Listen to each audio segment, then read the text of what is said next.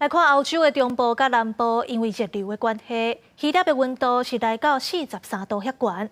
地区观光景点卫城是临时关门，无开放游客参观。来伫咧意大利，受17个城市发布高温警报。突然东欧的乌克兰温度嘛创新悬，却因为电力设备和罗西亚崩掉，这百姓是无电通吹冷气。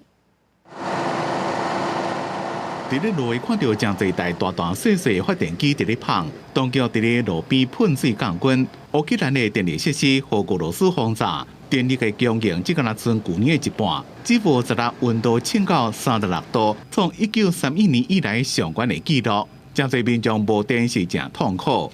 Якщо в мене близько 20 годин на добу нема світла, то трошки охладитися хочеться якось. А на рахунок взагалі спеки, то це, мабуть, найжаркіше літо в моєму житті на даний момент. 科学家讲，人类烧化石燃料引起气候危机，和热天气更加接发生，时间拖更加久，温度也升更加悬。中欧加南欧最近天气就真热，希腊估计拜四温度会升到摄氏43度。文化部下令中昼12点到5点，甲知名的景点卫城关起来，真侪专工要来游客无法度入去。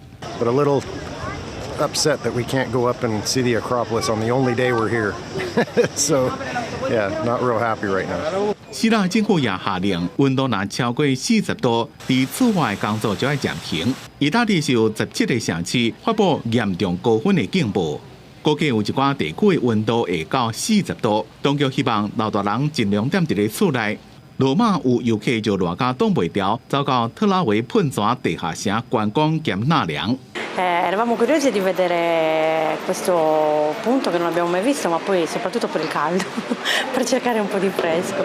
Però ci interessava vedere proprio Roma sotterranea al fresco. 西班牙国家气象局也对大部分的地区发热天气的警告，估计各地降温将会超过38度。这边的热天气也影响到巴尔干地区，塞尔维亚北部一座盐湖，甚至是大加大地。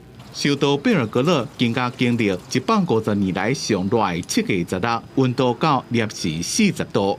公司新闻陈伟林编译。